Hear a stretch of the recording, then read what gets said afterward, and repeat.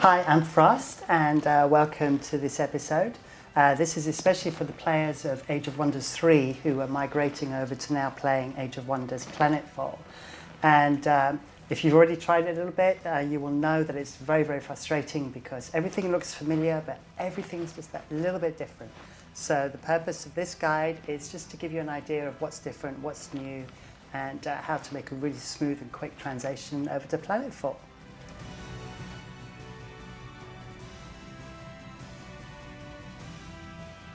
Okay, so right now we are on the main menu, and the first thing I'm going to do is I'm just going to go into Commander Customization.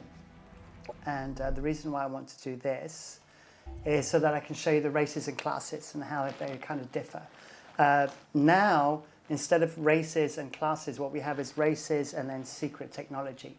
And the races are kind of more of a mishmash of the old races and classes from Age of Wonders 3.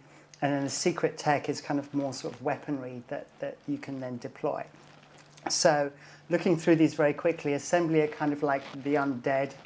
Then the Dvar are obviously are very recognizable. They're essentially dwarves. A lot of their traits are very similar, like mountainous regions. They like to do production. That's their main focus. Moving down to the Vanguard, they are kind of like a cross between your human and warlords. So very much based on weaponry, human class, human race. The kir'ko or kir'ko, I don't know quite how to place. I think they're kind of something like really new. I like playing this particular race. I think they're really entertaining. Coming down to the Amazons, with the Amazons, they seem to be a cross between elves and druids. I think that's the best description.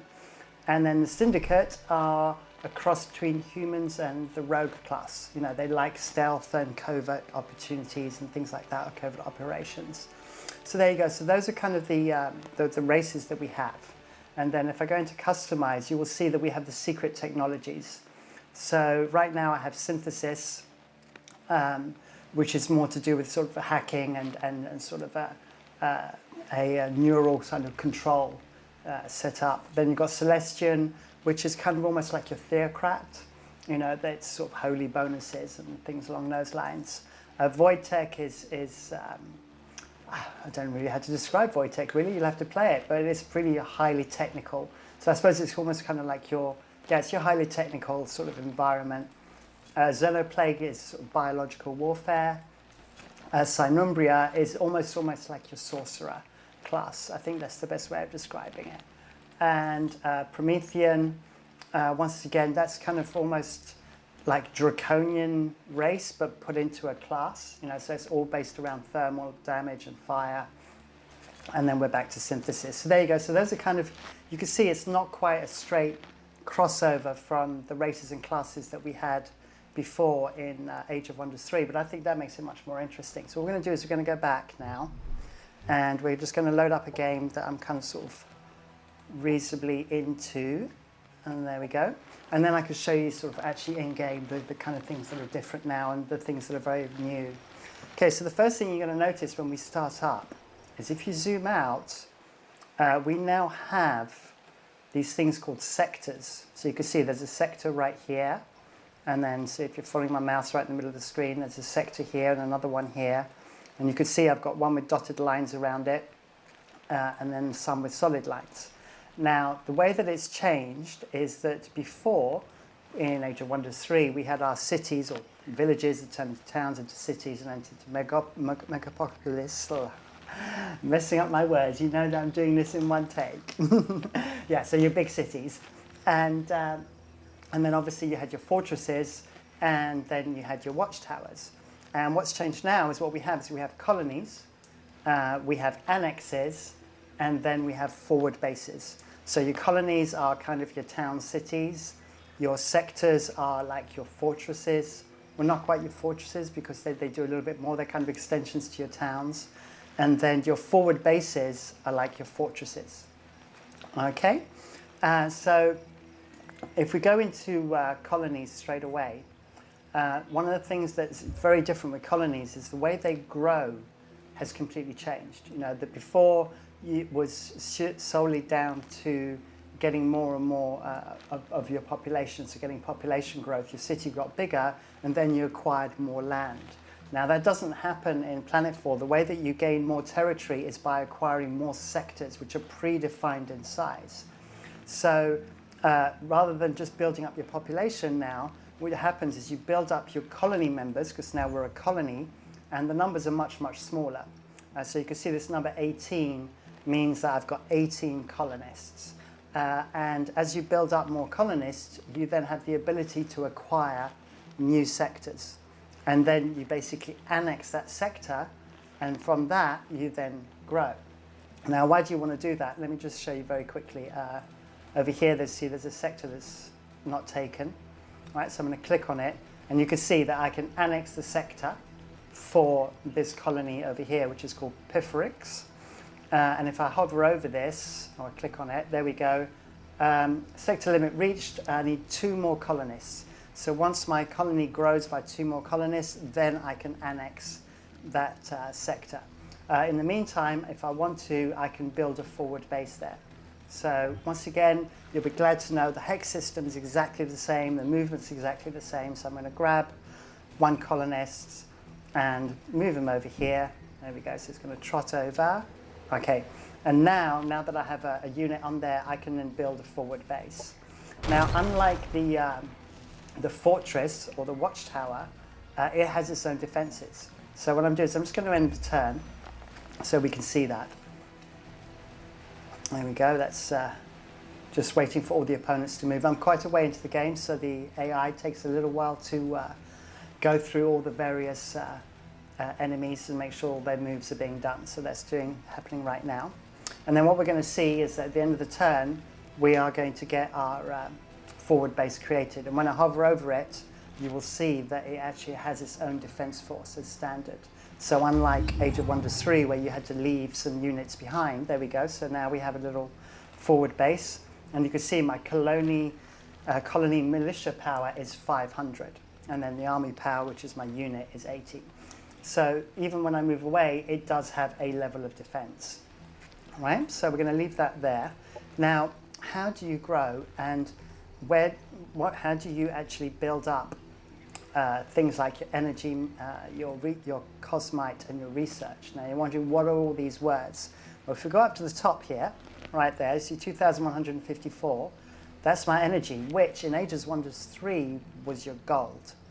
Your cosmite is your mana, and your research is your knowledge. And then this one here is your influence, which is your diplomatic points. So that allows you to then spend that on diplomatic relations, which is a kind of a new element, which I'm going to just touch on very, very quickly. But one of the main elements is resources. So now you actually have to work at building your gold, your cosmite, your research, and so on, and your production capabilities by actually extracting out of the ground. So if I click on here, and if I zoom back out, you will see now, under the economy tab, that we have these various little icons. So if we go to Epipherix, right here, you can see that we have food. Now food, the more you extract food out from your colony, the faster your colony grows, the more colonists you get. Okay, the more colonists you have, also it means the faster you can then produce new units, etc. So just like you built your city before, it sped up the rate at which you could produce units. That's now true by acquiring food, which then allows you to get more colonists. Then you've got your production, so that's your production capability. So that's, once again, that speeds up, the rate at which. So you have colonists speed up. The more colonists you can put into your production, and the more production slots that you have, which is what you get with this, then you then get to build faster. Okay, and I'll explain a little bit more about production in a second when I look at the colony. And then obviously we can then also extract, oops, let's zoom back out, you can also extract your research. Okay, so those are your kind of your main elements. So if I click on the colony now, okay, this is going to look very, very familiar, unit production. Okay, so we have all the same units as we had before. You've got your melees, your skirmishers, you've got your flying units, you've got vehicles now, so instead of mounts, you've got vehicles. And instead of getting the mounts, through through doing nodes, you now can just buy your mounts, which are your vehicles essentially. So if we move over to Debital here, you'll see there you go. I've got a much greater range here because what I've done is I've built up. I'm going to click right on the end icon here because this is probably going to help more. I've built up things like my standard military infrastructure, which is like your war hall in Age of Wonders 3. And then you've got your skirmisher barracks, which was your arena. And then you've got your specialist training center, which was your kind of shooting grounds, along those lines. So once again, all the names have kind of changed, but the concepts are very, very similar. And then you've got your queue. One thing you have now, which I don't think you had in Age of Wonders, I never saw it, is you could got to buy it now, like eBay. So if you don't want to wait for a unit to build, you don't want to wait 2 turns, you can do a buy it now, and then you spend 302 energy, 302 gold in order to be able to get it immediately. Right, so that's kind of the main difference. So like I said, you have to then extract resources. Another element to mention with your colony, if I go back to that, if you go to the 4th tab along to people, you'll now see that you can fine-tune how your colony actually produces. So you can place focus on different elements. So as this colony is quite well developed, you can see that I've got lots of little slots here. So as I grow in colonists, I can put them into the various categories. Now, if I click on the little auto button here, you can see that I can reallocate. Let's say I want to focus more on production.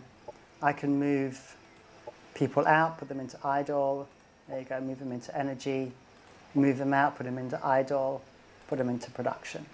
Okay, and if you want to not produce any food, but you still want to keep on feeding your colonists, you have a food sharing option down here, where from another colony you can share half or all, and then that way you get supplied with food. So if you're really desperate, you can really mess around with that. Okay, and then we have martial law, which is down to happiness of the city, which once again, happiness now, you don't have to just do baths in order to keep your colonists happy. You can actually apply colonists to the job as well. Although you do have the option of things like recreational dome and other things along to help your colonists' happiness. Right, and you can see up at the top here. So right now I've got 3 of 3 sectors, and you can see the production rates of everything, and finally the colony militia power, which is 800.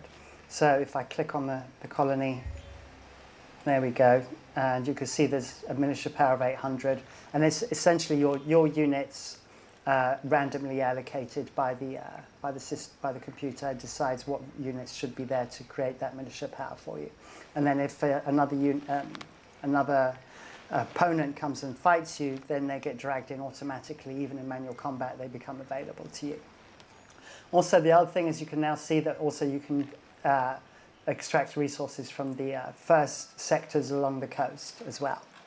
Right, so that's kind of covered colonies.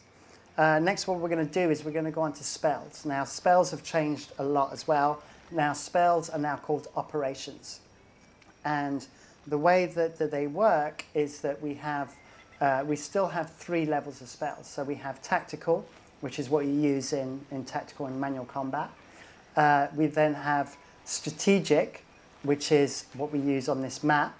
So if we want to launch something on an enemy colony, for example. And then we have doctrines, which are kind of your global spells. So if we go into this icon down here, there we go. Operations right, you can see we've got our arsenal ready. and we've got our tactical. So these are the ones that are going to be available to us during manual combat. And we have strategic, which are the ones that I can deploy on this map here. And then we have the doctrines. And the doctrines are normally decided by 2 things. First of all, the race that you have, and then also the secret tech. Now, with the tactical, the strategic, one thing you should be aware of is that before, with Age of Wonders 3, you can only kind of do one at a time, and then you'd have to wait X amount of turns before you could cast the next spell. Now, what you can do is you can prime them. So if you can see on the left here, I've got Energy Siphon and Fabricate Casus Belli, which is something that allows you to justify going to war. I can basically prime that, and I actually have enough points to be able to do it immediately. But if I don't have enough of these operation points, so let's see if I can now do that one. There we go. Because I didn't have up the top here, you see 0 of 8, I don't have enough strategic points right now to be able to get it immediately.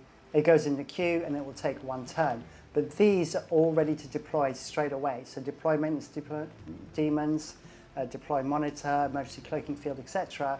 means I can, when I attack a city, an opponent's colony, sorry, I can deploy all of these in 1 turn. So I can do it like a mass assault. So that's pretty cool. That's kind of different. And then active, these are essentially the doctrines that are currently running at the moment.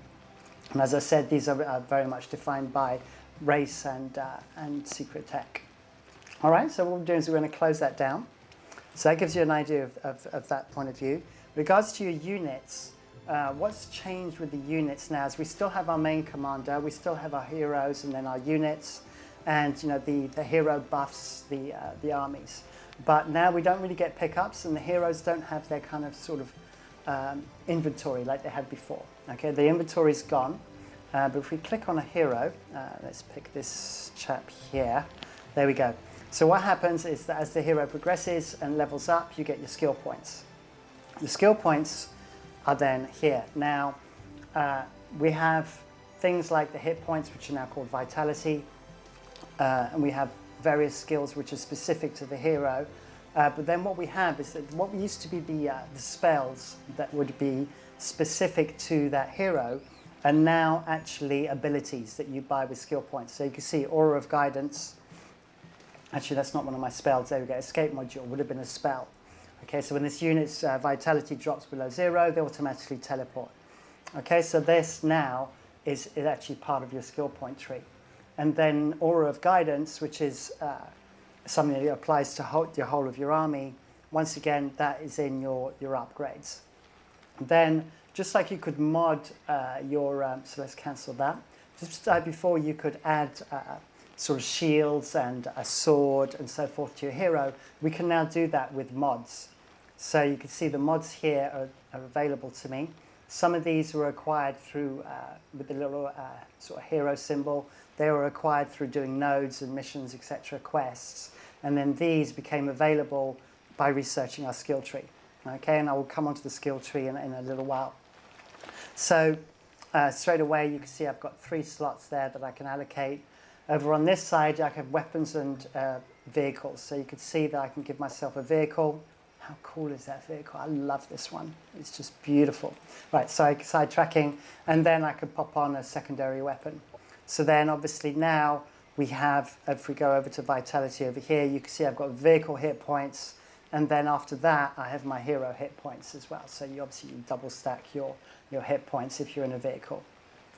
Now one thing that's changed, and is pretty cool, is if we click on a unit, you can now upgrade your units. So you can actually put mods on a unit. So let's say I wanted to put, I don't know, just random compromise module, Dargin Demon Shell, and static build-up module. There we go. I can now mod that unit, and it will then acquire those. On top of that, we can then save that unit as a specific type of unit that we can then build in our colony. So I'll confirm that. There we go. It's called Vault Hacker. I'm going to close. And now if I click on my colony, there we go. There's my Vault Hacker. So I can then build that now as a modded unit, as kind of one of my options. So I don't have to keep creating it every time I create a unit. I don't have to mod it. I can just create one from scratch. Okay. Now, very quickly, we're going to go into our skill trees.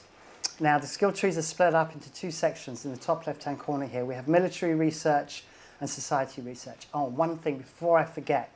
When you zoom out, you're thinking, where are my armies? I can't see my armies. This is what I said at first. I forgot that there's now 3 tabs up here. And you have your military tab. There we go. And now you can see your armies, where they're located, and you can see enemy armies as well as NPC armies.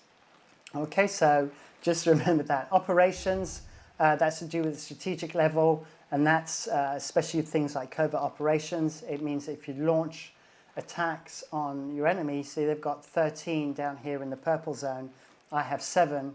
It means that their defenses are much better than mine, so the chances of my spells or operations being successful are greatly reduced. If my number is higher, then I have a higher chance of succeeding. So something to be aware of. Right, so coming back now, and we were going on to our units. Oh yeah, so we're going into our skill trees. There we go. So as you can see, the skill tree is split up into various sections. So the top one will be specific to your race. So all of these skills now are going to be for the syndicate. Then the two below, the psionic and arc, they are tied into your secret technology. Also, your race can have an effect on it, but it's primarily to do your secret technology. So you've got your synthesis at the bottom. So that's my secret technology tree, which leads all the way up to basilic singularity on the right-hand side there, which is my doomsday. All right, and then psionic and arcs are the kind of weapons that we have. We have a few different types of weapons, and so you get some that are kinetic. You've got arc, you've got psionics, etc., etc. So you'll find out about those if you look at my other videos. Right, and then society, right, going across again. Doctrine, that will be specific to your class again, to your race. And then economy and operations are the same for all. So all of them have these same deployments, and they are things to do with extracting resources and also to do with the whole covert operations side. And finally, down the bottom here, you can see operation effectiveness. Right, these skills down here, they're how you get, what were they called again? Mind blank. Combat points, spell points. Yeah, so when you were in manual combat, you had a number of spell points you could use. Well, now these are called, they're up here, they're called your tactical operation points. So the more of those you have, the more you can use in manual combat, which I will just show you in a sec. So there we go. So those are the main areas there. So what we do is we're going to take one of these chaps, there we go, and as you can see, if we go through a node, hang on, oops. So yeah, if you can see, some of the nodes now give us bonuses, just like you did in Age of Wonders 3. So what we're going to do is we're going to go through that because we get a 400 plus morale. So there we go, scroll into there, and then we're just going to go into manual combat. Okay, now, once again, it looks exactly the same. One thing we do get in addition now is you have attacker power and defender power. So it gives you a much more accurate view of what your chances are in the battle. And if we go into manual combat, by the way, the new graphics look great, especially if you zoom in really close. They've done a lot of work into the characters. Once again, this is going to be very, very familiar to you. This all looks pretty much the same. It all behaves the same way. Now you get to learn about all the different abilities. But yeah, look at these. They're just gorgeous. The graphics, I have to say, just look fantastic. Now, what's changed? Now, we don't have spells anymore in our player. So let's just pick one of these guys. There we go. In our player little toolbar. Now, the spells are down here in strategic operations. Now, the first thing you should be aware of is on the first turn, you cannot use spells anymore or strategic operations. You have to wait till the second turn. Okay, moving down here, you can see, let me just pick my hero. That will make more sense. There we go. Now, you can see we've got move, which is standard as before. But now what we have as well is we have rotate, which is nice because what it means is that you can rotate your unit so that if it's facing the wrong way, so you have a less chance of getting flanked, you can move it into a more appropriate position. Then we've got our weapon of choice here, which is our Hashra SMG. We got our defense mode, which is as before. We have this thing called Overwatch. Now, Overwatch is new. And what it means is that I can, let's say if I move my hero over here, and I click onto Overwatch, you can see with these pink hexes, if I select these, then what happens now is if any of my opponents move into this Overwatch area during my turn, my unit will automatically start shooting at them. So you get a free shot during their turn. So really useful. Obviously you can't have your defense mode up, but you do damage in return. So that's a really useful thing to have. Then extra abilities that are acquired through the hero points will then appear down here in our toolbar as well. Okay, so what we're going to do is we're just going to move a couple of people just to... Oh, the other thing as well that's really nice, can you see now that as well as the health bar for your unit, you actually have the number of move points. So you can see as you move, so if you move around here, you can see my move points decreasing, so you know whether you can still move or whether you have to go into a defense mode or be able to use to be able to shoot. So what we're going to do is we're going to end our turn here. There we go, yeah. And we're going to see their units move. There you go, my Overwatch just kicked in, so I got some free shots on him. There we go. The cover works really well. You can also destroy obstacles. Be aware of that now, so you can launch grenades and destroy obstacles. So if they're hiding behind objects, you can now destroy them. Operations ready. And now you can see operations are ready. I have 8 out of 8 points. That was because of operational effectiveness, so that was my spell points before. I can then go in and then I can then select my, my various spells or operations now and then launch those on the unit. Okay, so there you go. So that's covered pretty much most things you need to be able to make the transition. There's probably a few things that I've missed. You know, there are quite a lot of changes, but it is still the same strategy game that if you loved Age of Wonders 3, you're going to love this. You know, they've added some extra bits in diplomacy as well, which I haven't really covered, but I think they're pretty straightforward and they don't need much explanation. So I hope it's been proved useful to you. Please leave comments, you know, if you think there's something else that I needed to add, let me know. You know, please like or dislike, you know, if there's something that's not quite right, then tell me in the comments. I'm always pleased to hear about anything you have to say. And hopefully you liked, and don't forget to subscribe and hit the bell icon. All right, thank you for watching, and hopefully you'll watch some more of my Planetfall episodes. See you soon. Bye.